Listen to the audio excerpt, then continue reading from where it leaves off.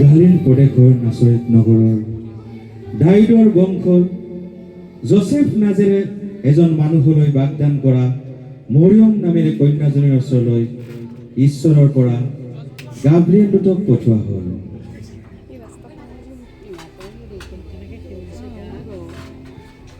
দূতে মৰিয়মক ক'লে, হে মহা অনুগ্ৰহ পোৱা কন্যা, তোমাৰ মংগল হওক, প্ৰভু তোমাৰ লগত আছে। এই কথা মৰিয়মৰ মন উগুল থুগুল লাগিল। তেওঁ মনতে ভাবিলে, ই কেনে মংগল বাদ। তেতিয়া দূতে তেওঁক ক'লে, হে মৰিয়ম, ভয় নকৰিবা, কিয়নো তুমি ঈশ্বৰৰ পৰা অনুগ্ৰহ পালা। আৰু চোৱা, তুমি গৰ্ভৱতী হৈ এটি পুত্ৰ প্ৰসৱ কৰিবা, আৰু তেওঁৰ নাম যীশু থবা।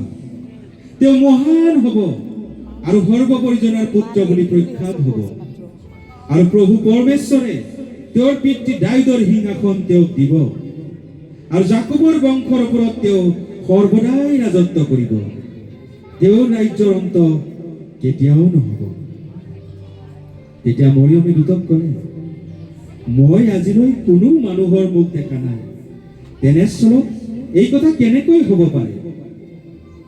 তাতে দূতে উত্তৰ দি ক'লে, পবিত্ৰ আত্মা তোমাৰ ওপৰলৈ আহিব, আৰু সৰ্বোপৰি ঈশ্বৰৰ শক্তিয়ে তোমাক ছাঁ দি ধৰিব।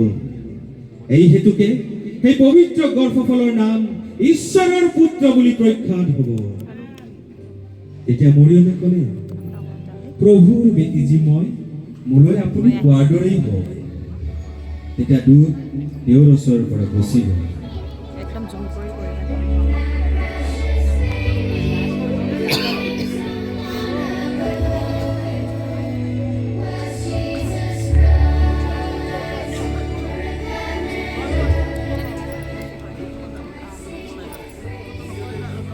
জোচেফলৈ বাগদান কৰা মৰিয়ম তেওঁলোক একলগ হোৱাৰ পূৰ্বেই তেওঁক পবিত্ৰ আত্মাৰ পৰা গৰ্ভৱতী হোৱা পালে।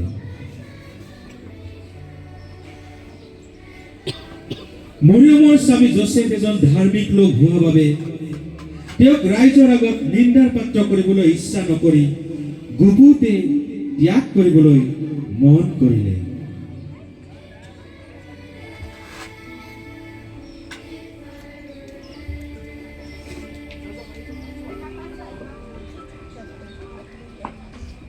তেওঁ এইবোৰ কথা চিন্তা কৰি থাকোঁতে প্ৰভুৰ দূত তেওঁৰ ওচৰলৈ আহিল। দূতে তেওঁক সপোনত দৰ্শন দি ক'লে, হে দাউদৰ সন্তান জোচেফ, তোমাৰ ভাৰ্যা মৰিয়মক গ্ৰহণ কৰিবলৈ ভয় নকৰিবা, কিয়নো তেওঁৰ গৰ্ভ পবিত্ৰ আত্মাৰ পৰা হৈছে। তেওঁ এটি পুত্ৰ প্ৰসৱ কৰিব, আৰু তুমি তেওঁৰ নাম যীশু থবা, কাৰণ তেওঁই নিজৰ লোকবিলাকৰ পাপবোৰৰ পৰা পৰিত্ৰাণ দিব।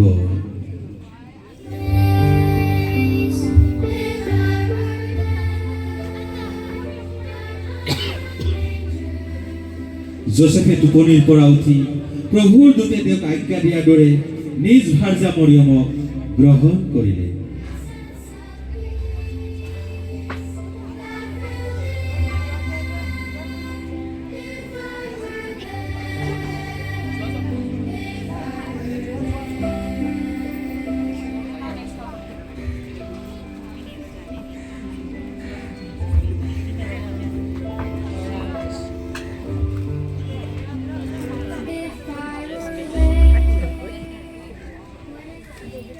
ইজৰাইলৰ ৰজা হেৰোদৰ দিনত যিহুদিয়াৰ বেথলেহেমত প্ৰভু যীশুৰ জন্মৰ সময়ত পূব ফালৰ পৰা কেইজনমান জ্যোতিষী পণ্ডিত জেৰুজালেমলৈ আহিল।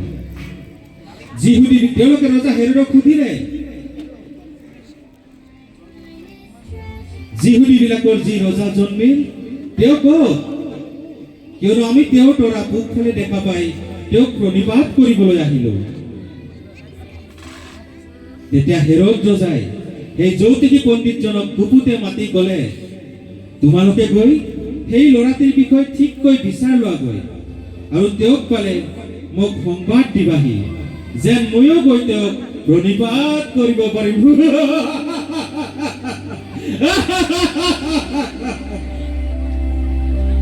জ্যোতিষী পণ্ডিত কেইজনে ৰজা হেৰোদৰ পৰা বিদায় লৈ যীশুক বিচাৰি গ'ল।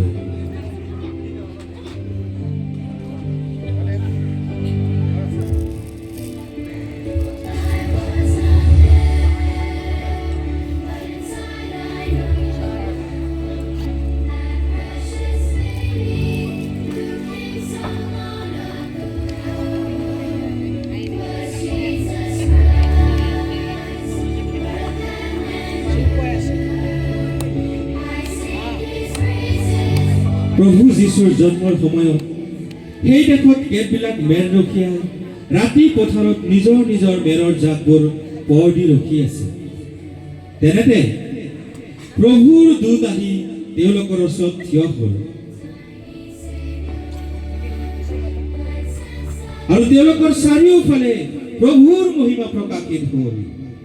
তেওঁলোকে অতিশয় ভয় খালে, কিন্তু দূতে তেওঁলোকক ক'লে, ভয় নকৰিবা, কিয়নো চোৱা, যি শুভবাৰ্তা সকলো লোকৰ নিমিত্তে হ'ব, সেই মহা আনন্দৰ শুভবাৰ্তা মই তোমালোকক জনাও যে আজি দাউদৰ নগৰত তোমালোকৰ নিমিত্তে ত্ৰাণকৰ্তা জন্মিল। তেওঁ অভিষিক্ত প্ৰভু। আৰু এয়ে তোমালোকলৈ চিন হ'ব যে ল'ৰাটিক কাপোৰেৰে মেৰিয়াই দানা পাত্ৰত শুৱাই থোৱা দেখা পাবা।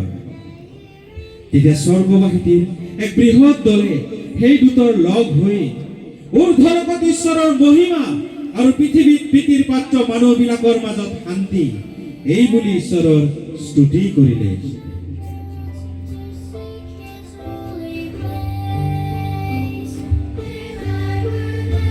তেতিয়া মেৰৰখীয়াবোৰে ইজনে সিজনক সুধিলে, আহা, প্ৰভুৱে আমাক জনোৱা যি কথা ঘটিল তাক চাবলৈ এতিয়াই আমি বেথলেহেমলৈ যাওঁ হওক। আহা আহা আহা।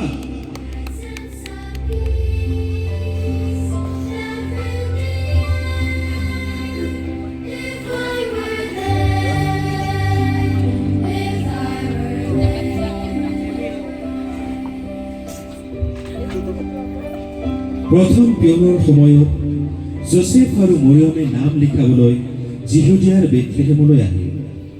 কিন্তু মৰিয়মৰ প্ৰসৱৰ কাল পূৰ হ'লত তেওঁ গোহালি ঘৰত নিজৰ জ্যেষ্ঠ পুত্ৰ যীশুক প্ৰসৱ কৰিব। সেই সময়তে জ্যোতিষী পণ্ডিত কেইজনে যি তৰা তেওঁলোকে পূবফালে দেখিছিল, সেই তৰা তেওঁলোকৰ আগে আগে গৈ প্ৰভু যীশু জন্মা ঠাই পাই তেওঁৰ ওপৰত ৰৈ থাকিল।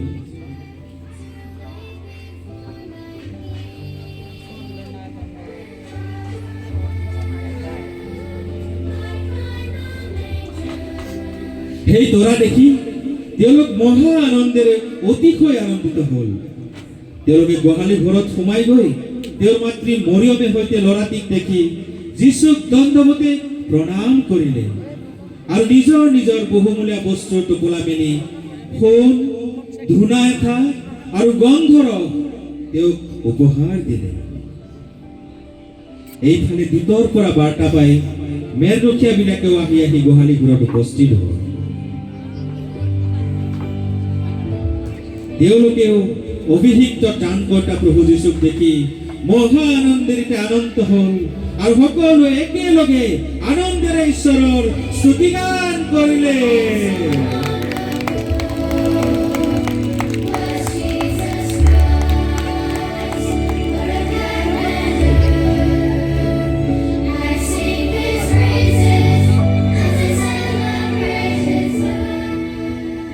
ধন্যবাদ দিছো। আহক আমি ডাঙৰকৈ হাত তালি বজাম।